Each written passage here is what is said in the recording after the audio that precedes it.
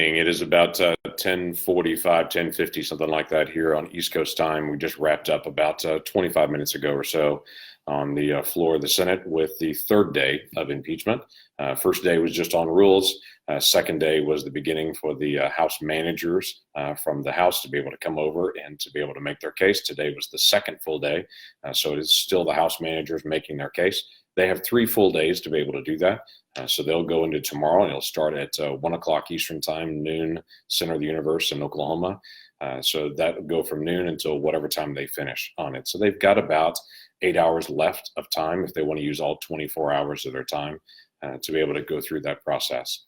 And then after that time period, then the White House will then begin on Saturday, beginning to be able to make that case. It's a long day here. There's a lot of folks have talked about just how long we're sitting and how long we're going through that. Lots of folks are watching it and tracking, and that's not really that big of a deal, but there's a lot to be able to soak in on it. I did invite on, I haven't mentioned this in other times, and for those of you that have joined us for all 3 nights of this, I haven't mentioned before that we do have gallery passes for folks to be able to come in. And several weeks ago, when it looked pretty obvious the House was going to impeach and then they were going through the process, we didn't know exactly when it was going to start because the House was still holding the impeachment papers. We started reaching out, though, to schools around Oklahoma, to high schools and to colleges and to some small town newspapers, and just getting access to folks that we thought would be interested in this and saying, if you want to be able to come and to be able to sit in the gallery, especially for history teachers, U.S. government teachers, and professors on campus that are U.S. history or government, we just invited them to be able to come. And we've had teachers in the gallery yesterday. We had teachers in the gallery today. And it's been good to just be able to see them get the opportunity to be able to have this experience, to be able to sit in and watch a little bit of history, because regardless of your opinions on the impeachment and what's happening, it is only the 3rd time in American history that something like this has ever occurred, and is a unique thing to be able to watch on that. So we're glad that they've been able to come and participate in that, and we've got quite a few other folks that are already lined up that are coming from schools all over. A quick recap of the day. The recap yesterday would also apply to today. This is a repeat of a lot of things, and even Adam Schiff, when he started this morning, I guess it was 1 o'clock, so I guess it wasn't really morning, but when he first started today, the first thing he said is, hey, you're going to hear us say a lot of the same things again. We're just going to package it in a different way to try to explain it a little bit differently. So some of the video clips and things that they have used, some of them we've seen up to 5 times now over the last 3 days, as they're kind of going through the argument in a little different way and trying to be able to repackage it each day. Their main focus today was starting with the president has had what they're calling quid pro quo, that is this for that, that the president has done in exchange for an official act for something private, personal, for him, a campaign. And there's a lot of it centered today around Rudy Giuliani. Rudy Giuliani is the president's a private attorney. He works on behalf of the president in a private capacity, not in his role as president of the United States, but as Donald J. Trump. And he's really a kind of a campaign-focused person.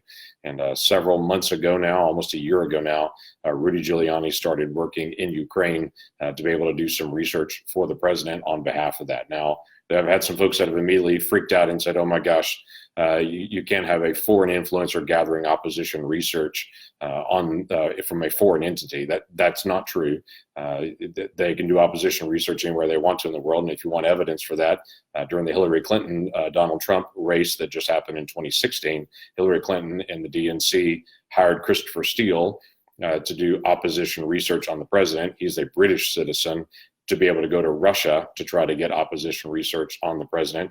We now know that as the dossier that came out, which has been completely debunked, the whole document, but that was an American political group, Hillary Clinton and the DNC, hiring a British company to go do opposition research in Russia. So there's nothing illegal about Rudy Giuliani going to Ukraine to be able to gather opposition research.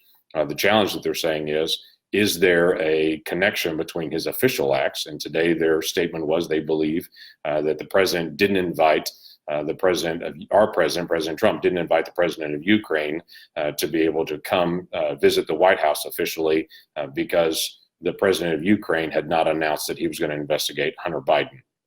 And that then there was funding that was withheld on military aid funding, about a little over $200 million in military aid that was delayed. It didn't not get there. It was just delayed to be able to get to Ukraine. And the statement from the House managers they made multiple times today is the reason that was delayed is because the president was putting pressure onto the president of Ukraine to say, do your background research, do an investigation on Hunter Biden and try to help us on that.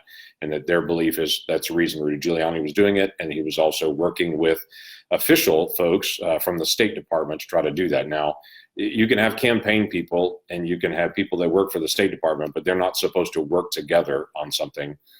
That is an issue when that occurs. Now, that does occur, and there's usually consequences and fines and things like that when that occurs. But those two groups are not supposed to talk to each other. So there's a lot of push today to say we're the campaign people, Rudy Giuliani, working with some of the official people as well, and who from the official side was pushing back and who from the official side was just working with him. That gives a bigger synopsis of the day. The middle part of the day, the House managers spent a lot of time talking about the Hunter Biden issue and Burisma and their perspective kind of preemptively, because I assume they assume that the White House is going to bring up the issue of Hunter Biden. And the reason the president had started talking in this phone call about Hunter Biden and that Rudy Giuliani was out talking about Hunter Biden was because Hunter Biden really was getting tens of thousands of dollars from a Ukrainian company, serving on a board of a natural gas company there that he didn't have a connection to while his father's vice president and overseeing all of the changes that are in Ukraine happening at that time period. So I guess I assume that that's what the House manager is thinking, because they spent an hour and a half just talking about Hunter Biden today, something that a lot of the House folks have said, he's not relevant, he's not relevant, he's not relevant. But they spent a ton of time being able to go through that whole process today as well. They were kind of weaving their own story. Some of it they would look at and grab a fact and say, this is a fact that we can show. And then they would back up and say, the only reason that this would be true. And then they would kind of blend kind of their own version. It was somewhat like a historical fiction where they would look at something and say, we know these 10 facts, and we're going to kind of fill in what we think are the things that are in between this and the motives. But they're especially really focused in on the motives of the president to say, this is what we believe about his motives, that this was all about his personal gain. And there are some folks that adamantly believe that, and some folks that do not believe that at this point. But that's where they spent the bulk of their time today. So tomorrow, they've already said they're going to pick up at 1 o'clock tomorrow. We don't know how long that they're going to go, and continue to be able to work through the process as long as they want to go until they run out of 24 hours of time. During the Clinton trial that happened in 1999, both sides were also given 24 hours, but neither side used all their 24 hours. So, but again, the House managers are free to be able to use that if they choose to this time. As I'm glancing through my notes, which I took pages and pages and pages of notes as I walked through today, as I mentioned yesterday, I'm journaling as I go through it to be able to write down some of the things that are being said, my own questions that I'm saving up to say, we don't have an answer to this question, doing some of my own research on things, which I'm allowed to be able to do. And then also thinking through the questions that I want to be able to make sure that the White House answers as I'm listening for their response. And then also there's a question and answer time that's coming in the days ahead. That we'll have about 16 hours of going through that process. So just glance at my notes to see if any other big issues here. There were some areas that I was surprised at. I guess I say surprised that the House was presenting some things on the phone call that they were giving about half of the story, where they would give 2 or 3 sentences and say, this is really troubling or whatever it may be. But then I would know, because I've read some of those materials, to say you should read the sentence before that or the sentence after that. You're not giving it in context. There were several times that occurred today that I thought they're not giving the whole story on some of these things. But that's just the nature of it. A proverb that I think about a lot in a time like this, Proverbs 18:17, says, in a lawsuit, the first to make his case seems right until they are cross-examined. So in many ways, we're going through now 3 days. Tomorrow will be the 4th day where the House is making their case on it. The White House will make their case starting on Saturday, and we'll have up to 3 days to be able to make their case. I encourage people, as you're tracking through this, to know the other side of the story is coming. We've still yet to be able to hear the White House side of the story, and a lot of things you look at and go, oh gosh, what is that? What does that mean? Well, let's wait and get the rest of the story as we go through this process. That's why you do a trial like this, where one side gets their point of view, then the other side is able to offer their point of view as well. And then we'll get some time to be able to go through with questions and to be able to see what happens. Again, you're always welcome, I guess I should say, to be able to contact us. We had several hundred people that called our office today with different ideas, with different thoughts, with different questions. Feel free to be able to do that. Call any of our offices. You can check it on our website, lankford.senate.gov. It's GOV, lankford.senate.gov, and we'll get all the details to you there. Or you can call our office if you want to do that, or you can email us through that site as well. If you go to lankford.senate.gov, if you want to just track us on social media, it's at Senator Lankford. My staff is putting some things out this week. Obviously, I don't have my phone because we don't have phones or electronics while we're on the floor.